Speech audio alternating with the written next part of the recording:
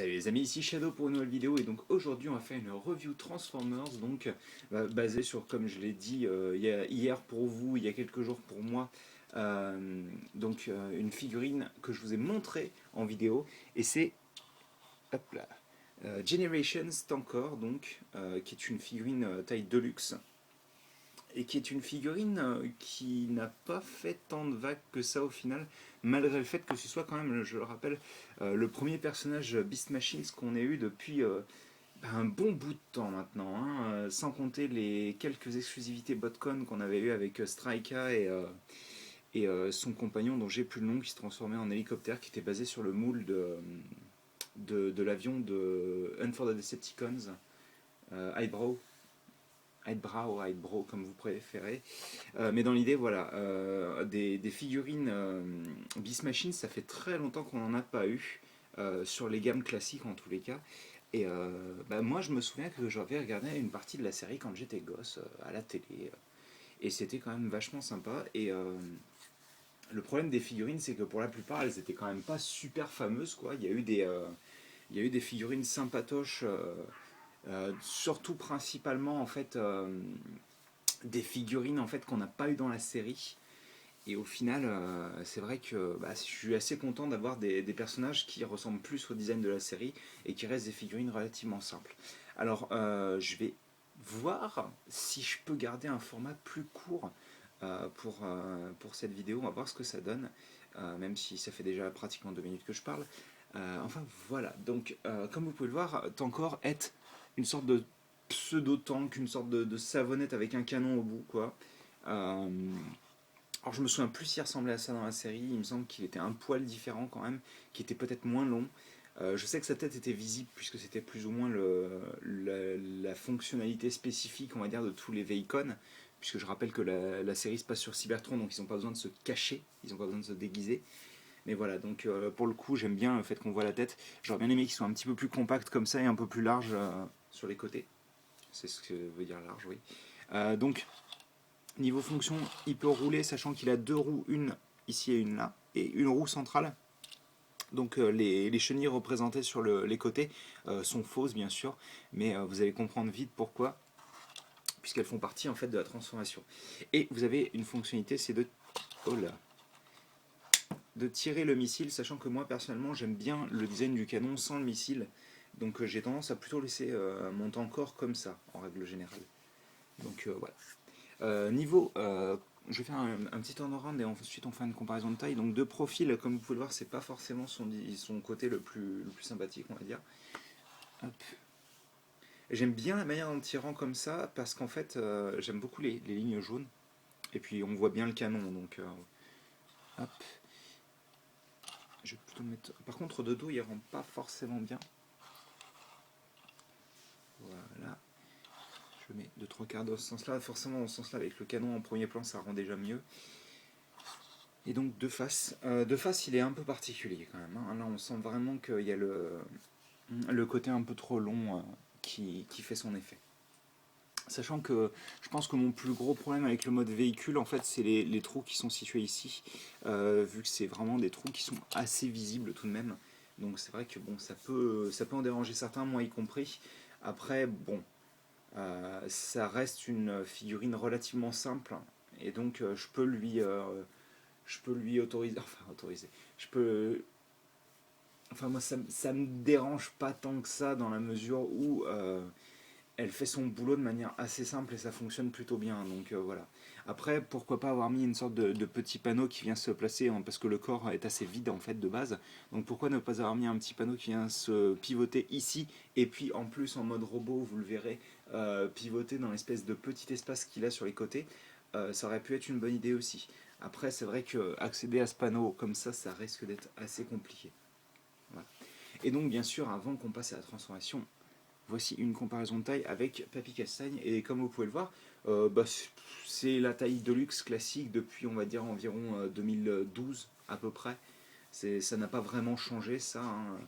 Donc, rien de bien méchant, hein, c'est du classique. Donc, je vais remettre le missile. Hop. Voilà, Papy Castagne, hop. on te reprendra tout à l'heure. Et donc pour la transformation, c'est vraiment très très simple. Première chose que vous prenez le canon, vous pouvez voir qu'il est sur cette armature, je n'arrive plus à parler. Donc cette armature, donc vous la mettez en arrière et vous mettez le canon comme ceci.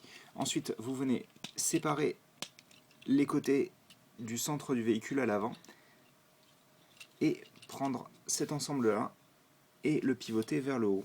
Ensuite, on peut prendre donc cette partie-là, la pivoter à 180 degrés, prendre le panneau et lui aussi le pivoter à 180 degrés et ensuite placer le pied comme ceci.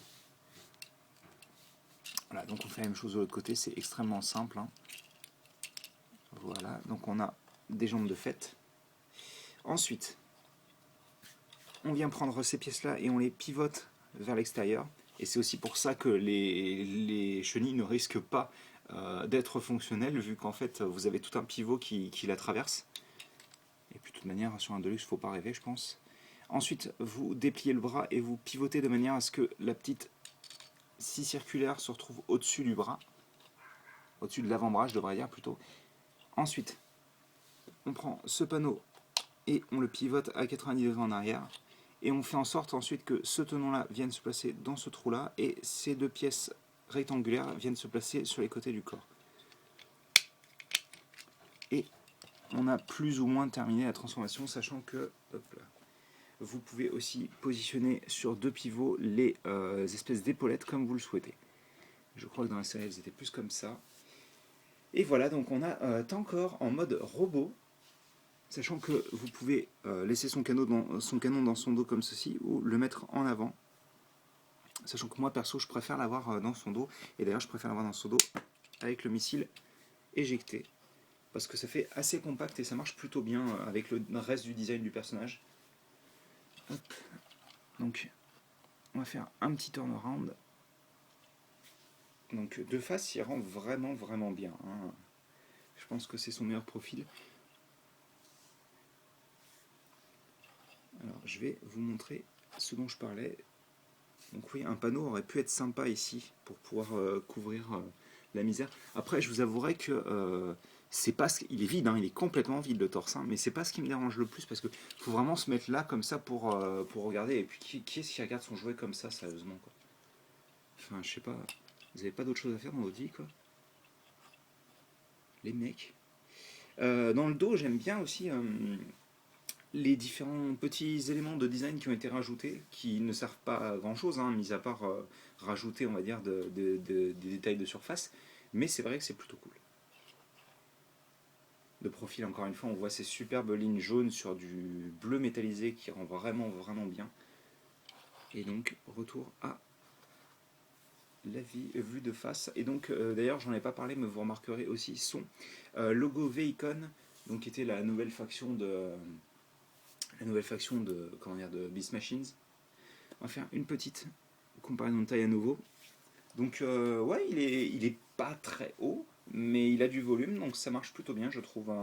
Il est vraiment, en fait, il a vraiment ce quota pile comme il faut. C'est-à-dire que vous le mettez comme ça, il est aussi haut que si vous le laissez comme ça, en fait. C'est ça que j'aime beaucoup. C'est un cube, le machin. Enfin, c'est un carré en tous les cas, parce qu'il n'est pas aussi profond qu'il n'est haut et large, donc... Mais oui, c'est vrai qu'il rend vraiment très bien. Niveau articulation, alors attendez, je vais pousser ça et on va parler donc oui des articulations. La tête est sur un pivot, pardon, j'allais dire une rotule, mais alors je pense que si c'est bien bel et bien une rotule, si mes souvenirs sont bons. Oui, c'est une rotule, mais qui fait office, enfin qui fonctionne comme un pivot en fait. Donc elle peut pivoter assez peu au final, hein. Voilà, c'est vraiment. Bon après c'est suffisant. J'aurais bien aimé qu'il puisse pivoter la tête plus, franchement. Parce que je me dis que j'aurais bien aimé par exemple que quand il pointe avec son espèce de main de pince, il puisse regarder exactement là où il pointe. Mais bon, justement, l'épaule peut aller à 90 degrés vers l'extérieur, à peu près. Après, par contre, ce qui est énervant, c'est qu'en fait, comme vous avez l'espèce de pivot, quand vous avez le bras pivoté vers l'extérieur, comme ça, vous ne pouvez pas le pivoter vers l'avant. Ce qui fait qu'en fait, quand vous êtes avec le bras comme ça, donc à 90 degrés en avant, vous pouvez le pivoter à environ 45 degrés. J'aime pas ce genre d'articulation parce que ben, j'aime bien quand on peut mélanger les différents pivots dans la mesure où ça permet des poses plus dynamiques en fait. Et c'est vrai que là pour le coup, c'est pas quelque chose. Bon après, c'est pas vraiment besoin d'un truc. J'ai pas besoin qu'il fasse des poses en extrême, style Jojo Bizarre Adventure, mais j'aimerais bien pouvoir bouger un maximum ses bras. Surtout que donc on a une super articulation au niveau du coude qui est double, et si on veut même on peut le replier comme ça vu que c'est pour la transformation. Et vous avez vu qu'on peut pivoter comme ça, ce qui pourrait être l'équivalent donc de l'avant-bras ou même du poignet, vu que pour le coup ça va aussi permettre de pivoter l'orientation en fait des pinces et des deux petits canons qu'il a à l'intérieur de la pince. Ensuite, donc pas d'articulation au niveau des hanches, je peux comprendre pourquoi il n'y en a pas. Je pense que ça aurait été assez cool qu'il y en ait, puisque comme il y a beaucoup de masse au-dessus des hanches, en fait, ça aurait donné vraiment un gros aspect bien dynamique en fait à la chose, donc ça aurait pu être intéressant. Et donc, on a les jambes qui s'articulent vers l'avant et l'arrière, vers l'extérieur. On a un pivot au niveau donc de la cuisse. On a une bonne articulation pour peu qu'on accepte que le panneau puisse bouger. On peut aussi le pivoter vers l'avant vu que ton corps avait ce côté un petit peu jambe en canard, jambe en poule, ouais c'est chicken legs qu'ils disent en anglais, donc jambe de poule. Donc oui, vous pouvez lui mettre les jambes comme ça, hop là, que je dégomme pas le display, et donc vous avez le pivot au niveau du pied. Et donc malgré le fait qu'il ait des petites roulettes au niveau des pieds, ça ne gêne pas sur les poses, vu que de toute manière ses pieds sont assez gros, hein. Et puis même si sa masse est entièrement située au niveau de son corps et de ses épaules, comme il est assez bas dans tous les cas, ça ne changera pas la chose, je pense. Donc on va lui donner une petite pause.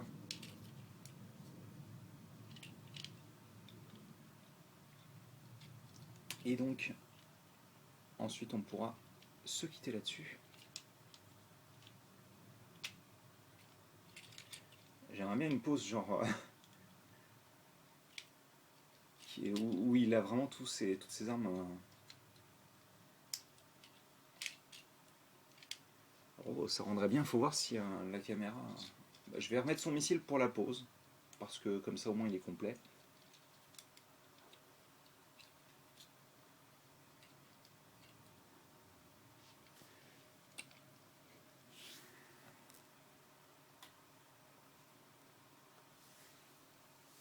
Voilà. Donc Tankor, c'est une figurine qui est relativement simple, euh, qui n'a pas vraiment. Enfin, je veux dire, franchement, ce que vous venez de voir en vidéo, c'est plus ou moins ce que vous aurez si vous achetez le jouet. C'est-à-dire qu'il n'y a vraiment pas fonctionnalité cachée ou quoi que ce soit. C'est vraiment une figurine qui est extrêmement simple. Son boulot, c'est de passer d'un mode tank savonnette à un mode robot plus ou moins basique. Mais déjà, premièrement, il a cette espèce de charme des années 80. Vous savez, ces robots ultra bloqués et assez impersonnels au final au niveau des traits du design.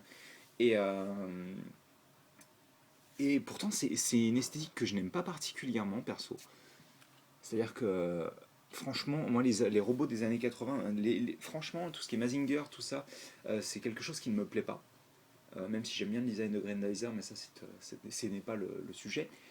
Enfin voilà, c'est quelque chose que je n'aime pas particulièrement, et pourtant, avec ton corps, ça marche. Alors je pense que c'est tout de suite une question comment dire, de dosage, ce qui fait que... là, ça rend mieux. Ce qui fait que forcément, ça rend plutôt bien quand c'est des drones sans penser ou quoi que ce soit.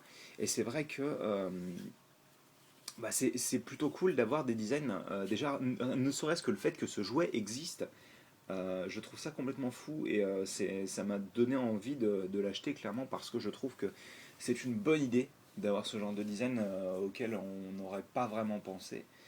Et donc je pense que de ce côté-là, c'est vraiment un succès dans la mesure où euh, c'est pas encore une fois, c'est pas quelque chose qu'on voit tous les jours. C'est une figurine qui est simple, certes, mais c'est pas quelque chose. Enfin, je veux dire, c'est pas un énième Optimus ou Bumblebee, même si j'adore Optimus. Hein, voilà, j'aime bien. J'ai toujours eu beaucoup d'attaches pour les personnages qui avaient, en règle générale, assez peu d'histoire ou qui étaient relativement peu présents. Donc forcément, c'est un petit coup de cœur. Et puis j'aime beaucoup la simplicité de cette figurine. Je pense que ce sera le mot de la fin. C'est vraiment une figurine simple mais efficace et qui a pas mal de personnalité en plus. Donc C'est tout à son honneur. Voilà, bah écoutez, ça fait 15 minutes que je parle, j'avais dit que je ferais un format plus court, c'est raté plus ou moins. J'aurais bien aimé rester sous la barre des 12 minutes, mais bon. Bah écoutez, j'espère que vous avez apprécié cette vidéo. Nous, on se retrouve très bientôt pour de nouvelles vidéos et je vous dis à la prochaine. Allez, à plus.